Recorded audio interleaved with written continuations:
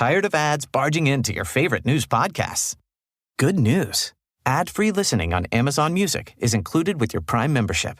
Just head to amazon.com/ad-free news podcasts to catch up on the latest episodes without the ads. Enjoy thousands of Acast shows ad-free for Prime subscribers. Some shows may have ads. 7 things you don't really need to know, but probably should. I'm Rakoaen, and this is the Sunday 7. On today's Sunday 7, we take a look back at some of our favourite stories of the year. We're catching up on NASA's asteroid exploits, recapping on AI captchas, discovering how to deal with disinformation, and hear the story of the one who was outed by Netflix. This is the best of the Sunday 7 2023. Thank you for listening this year. We're back in 2024 with more of the biggest science and tech stories every Sunday.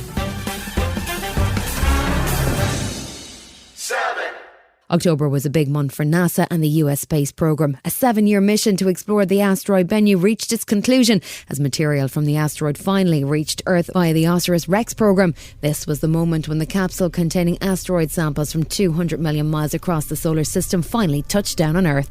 Unofficial touchdown time, 8:52 a.m. Mountain.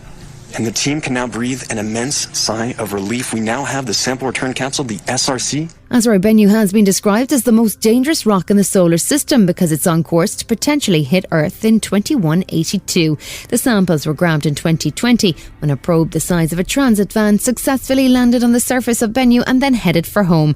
Professor Sara, who is a science team member of NASA's OSIRIS-Rex, described what that was like. We had this idea that the asteroid might be a little bit like the surface of the moon. It would be quite a hard surface with some fine-grained material on top. But when we got to asteroid Bennu, we found it was full of these massive boulders, some of them meters across, all jumbled together. It was just a rubble pile of different boulders.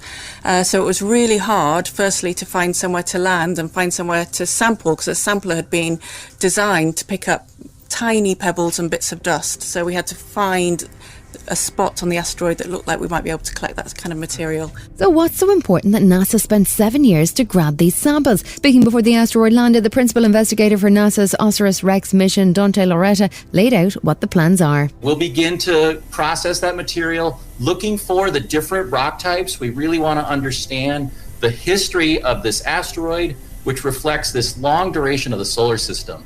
I have over 200 scientists in 60 different laboratories all around the world, and we're going to literally be understanding processes that existed before our sun did, before the Earth came into being, and really how did the first materials in our solar system start to grow into the planets that we see today. The process for unboxing the sample material has already begun, with scientists surprised by the amount of black dust that the probe has gathered. But asteroid Bennu is known to be rich in carbon. Lead curator of the project is Nicole Lunning, and she explains the precautions they've been taking. Sample return capsule is kind of like a nesting doll. We have these multiple layers of protection.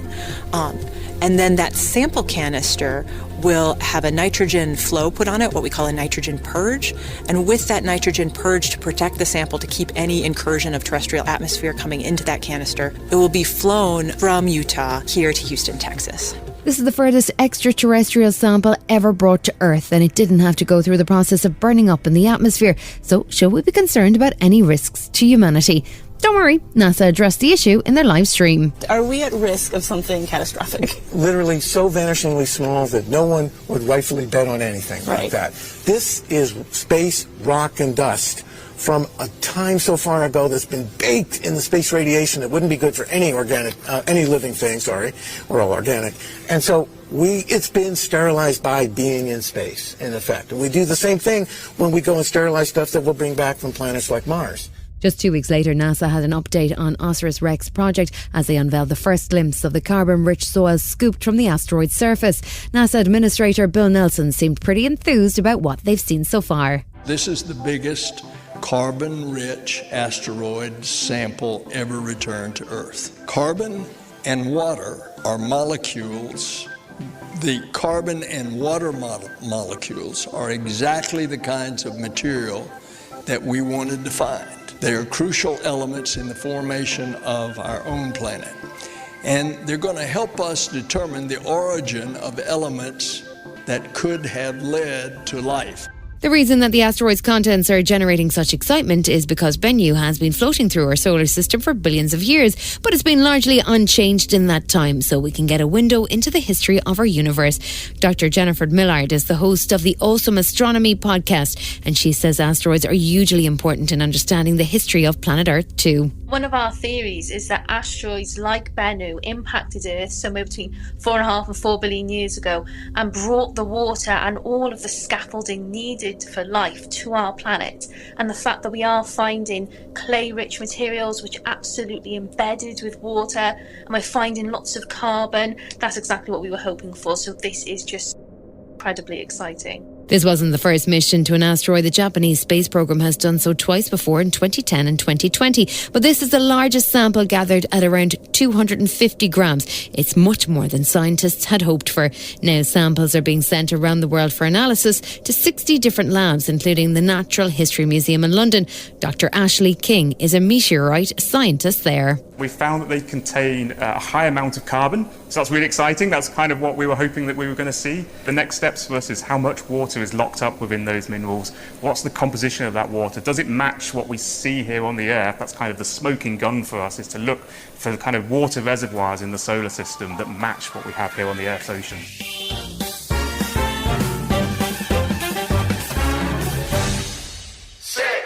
The world is a confusing place at the best of times, but with AI, chatbots and Twitter descending into verified blue tick hell, it's not always easy to tell what's real and what's not. A new YouGov study in the US shows that younger Americans are actually worse at detecting fake news than their older counterparts. Now you may be tut-tutting and saying, well, I'd definitely be well able to tell real from fake, so get ready to prove it. The good people at Cambridge University have created what they called MIST. That's a misinformation susceptibility test. We've put a link to it on today's show notes, so go and have a try.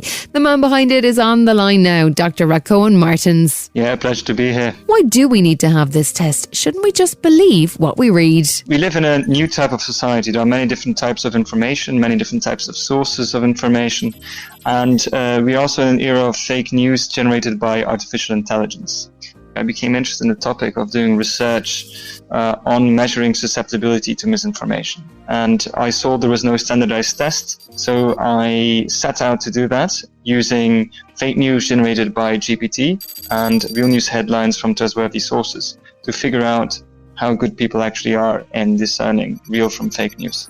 At the Smart 7, we run a daily news podcast, so we consider ourselves experts at figuring out what's real and what's fake. But I only scored 15 out of 20. Is that bad? Well, 15 out of 20 is a good score. It's on the upper average range. But you may have seen that you got a separate score for fake news detection, for real news detection, for discernment. So it could be, for example, that you're a bit too skeptical in general. And that test tries to get feedback on that as well. I've been told I'm skeptical in the past. Does that make sense?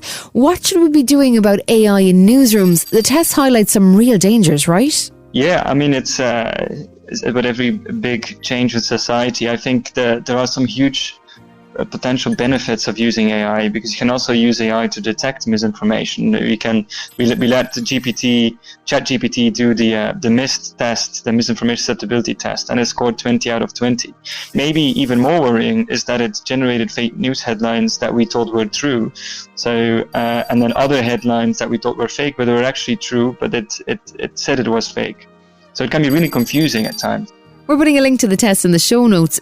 But is there a reason you don't give the correct answers? Is it to stop people like me going back and filling in all the right answers, which would ruin your data? Yeah, there are a couple of reasons for that. The first one is that we want to use this test in research as much as possible until people know all the answers to the test, because then it's no longer that valuable for research. So first and for all, it's a research instrument. The second reason is you can actually retake the test and try to learn and try to figure it out.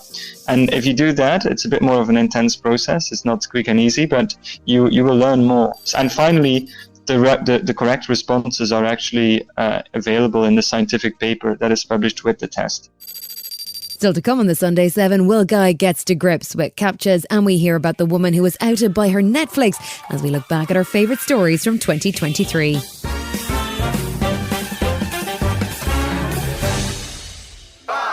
As vegan and vegetarian meal options become more common, have you ever thought about what the protein in your meatless meal is? Some of it is soya, some, like corn, is derived from a protein called by a mushroom-like fungus. But did you know that the humble pea is a good source of protein? Soya is problematic because the beans tend to be imported from South America and can have an impact on rainforests, whereas the humble pea can be grown right here. The biggest issue is the pea flavour, so let's meet Professor Claire Dominy of the John Innes Centre in Norwich, who's been working on getting the flavour gene out of peas.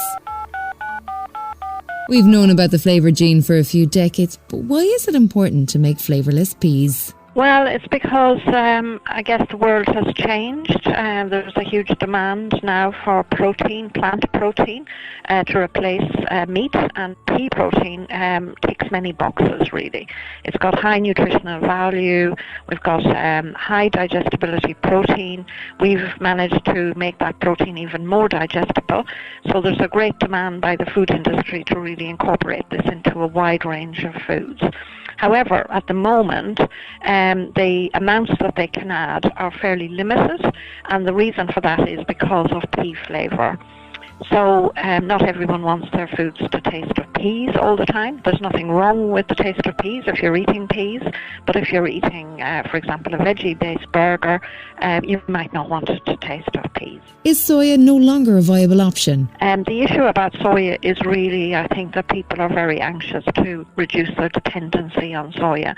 Much of that is associated with poor environmental considerations. So, for example, destruction of rainforests and so on, and other ecologically sensitive habitats. You were among the team that made the breakthrough on flavourless peas. Where are we at on it now? Well, we identified that variant, yes, you're correct, back in the 90s.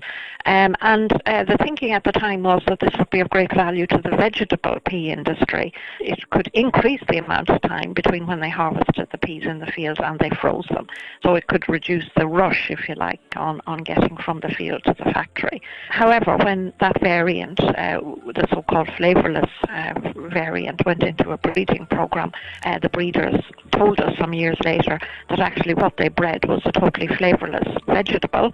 And of course that's what the food industry wants now, is a completely flavourless protein source, or a completely flavourless flour. How long before we see the results of this in the supermarkets? So the programme which we've just kick-started is actually aimed at improving the digestibility of protein so that we get better value from the amino acids in our diet.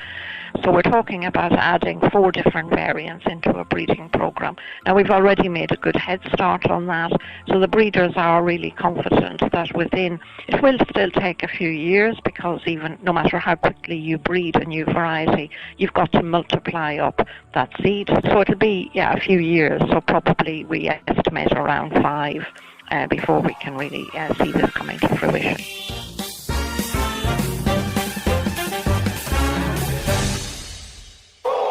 We've all been driven demented by the security device on a lot of websites. We're asked to prove we're not robots by identifying which squares contain motorbikes or steps, or really annoyed tech journalists. They are known as CAPTCHAs, and our Smart 7 tech guru Will Guyatt has been puzzling over blurry photos all week. So Will, what are the CAPTCHAs and what does it stand for? Well, so a CAPTCHA is basically to test if there's a human at the end of a device using the internet. CAPTCHA itself is an acronym from Completely Automated Public Turing Test to tell computers and humans apart. No wonder nobody ever calls it that. Now, to many of us, these CAPTCHAs exist just to raise our heart rate. You're clicking on all the images with tractors in them. You're selecting all of the photos with traffic lights.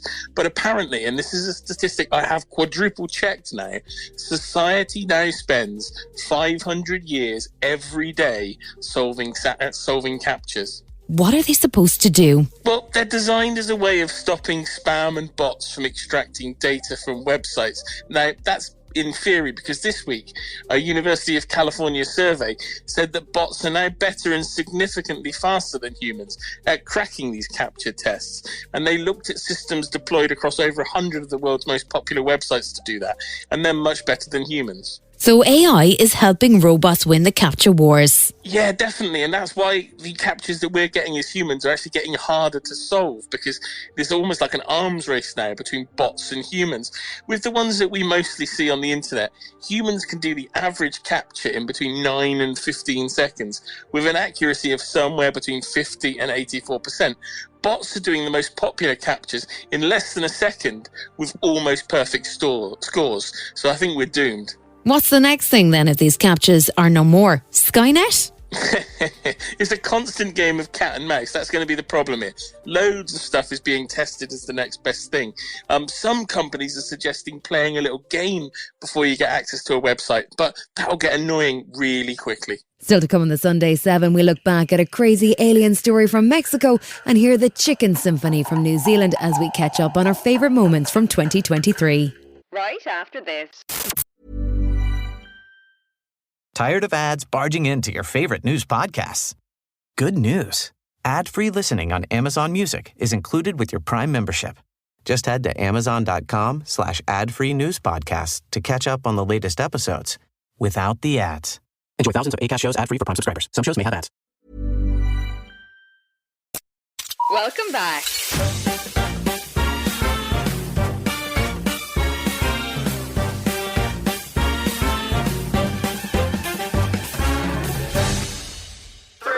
We've become accustomed to the role that algorithms play in our modern lives. They tick away underneath the surface of our social media, our streaming services and our Google searches.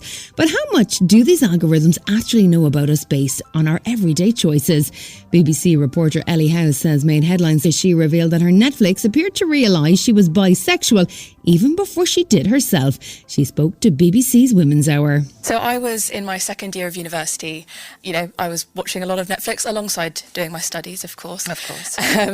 And I noticed that I was getting a lot of recommendations for, I would say, quite niche TV programmes with lesbian characters or bisexual storylines. And I didn't think that much of it, to be honest. But when I told my friends about it, and these are people who, in any other sense, are basically the same as me, you know, with the same interests, with the same age, do the same courses, they'd never heard of them. Again, I just thought, oh, that's interesting. I wonder why I'm getting these recommendations. And yeah, cut to 6 months later, I realised that I was bisexual. And I thought, oh gosh, it really feels like Netflix knew first. She's made a documentary on the subject for the BBC World Service, digging into how exactly the algorithms work and how much data they actually have on us. And it's not just as simple as recommendations based on what other people who watched a particular show watched next. But what I found out is actually behavioural information, so not necessarily what you watch, but how you watch, is just as important. Give me an example. So what you click on, whether you pause halfway through, whether you pause and how long for, what device you're watching on, what time of day you watch. Sometimes it's the screen resolution, you know, really, really minor details that... Subtitles? Yeah, yes, absolutely. All of these things, you know, to us they mean not very much. But if you think that a machine learning algorithm, which is bringing these recommendations, it has so much data and it draws patterns.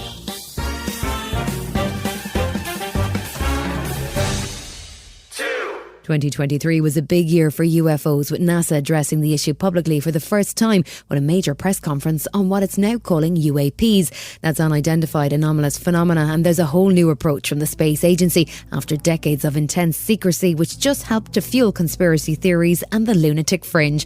In the same week in September that NASA finally opened up about UFOs, we saw an extremely odd presentation from Mexico, which featured tiny mummified corpses that were apparently found in Peru back in 2017. They were presented to the Mexican Congress as part of an investigation into extraterrestrial life. But Jaime Maussan, the journalist and UFO-logist who made the presentation, has an extremely shaky history of discoveries. In Peru, en una mina de diatomea. Today, we are going to present two beings that were recovered in Peru in a diatom mine. They are dried bodies that were found in 2017 that have been deeply investigated, both by investigative journalists and by scientists, who, here today, are going to present some of their extraordinary conclusions. I think there is a clear demonstration that we are dealing with non-human specimens that are not related to any other species of our world. Que no tienen relación con ninguna otra especie en nuestro mundo. He claimed that the ET-like corpses had been carbon dated and X-rayed and that 1/3 of their DNA was unknown. However, his claims have been rubbished by experts, and similar claims he made previously were comprehensively debunked by expert Alexander Sokolov from the Scientists Against Myths YouTube channel back in 2021. They found that it was actually assembled from, well, a common earth animal. Comparison shows that the reptiloid's cranial cavity fits perfectly the cranial cavity of a llama. The location of the olfactory bulbs, the inner ear, the brain hemispheres and the cerebellum precisely matches those in a llama skull. The whole facial part of the skull was broken off, leaving only the brain case. The skull was then rotated so its back part faces forward. The reptiloid's face is actually the back of the poor llama's head. Thursday saw much more interesting news about actual alien life as NASA continued with its bid to be more transparent about life out there. They're starting a new global crowdsourcing program with the aim of cataloguing and analysing strange sightings, and they've appointed a head of unidentified anomalous phenomena to coordinate the results. The headline news from the press conference was that they've neither been able to prove or disprove alien life as yet, but Administrator Bill Nelson says the search is ongoing. We are looking for signs of life, past and present. And it's in our DNA to explore and to ask why things are the way they are. In June of last year, NASA commissioned an independent study team to examine unidentified anomalous phenomena. We did so with a few goals in mind. First, to examine how NASA can use our expertise and instruments to study UAP from a scientific perspective.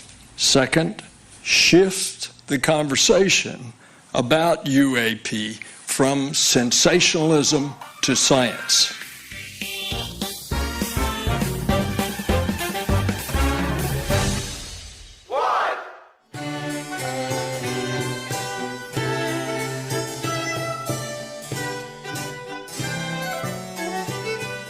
That's the world-famous New Zealand Symphony Orchestra, and they're playing for, well, chickens.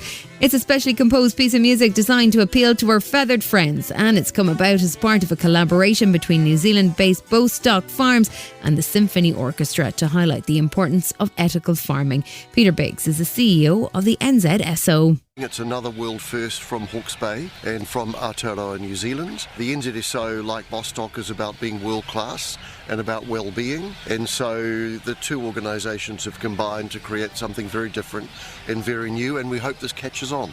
As we know, all animals actually respond to music, as all human beings do, but chickens respond to a particular type of music, which is baroque, so strings, oboe, bassoon, a harpsichord.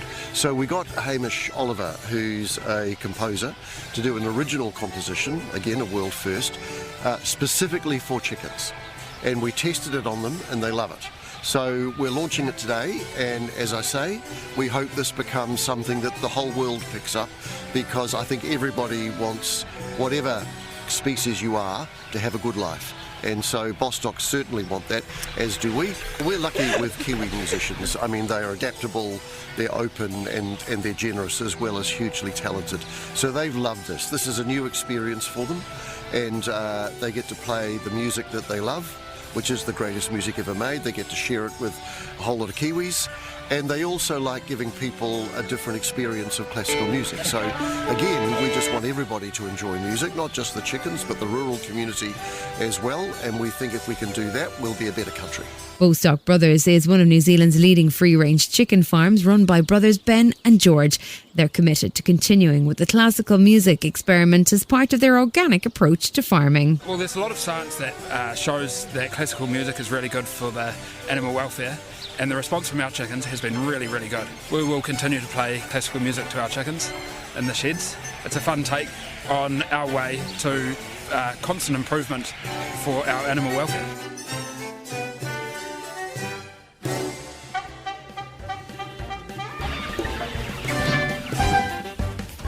This has been the Sunday 7.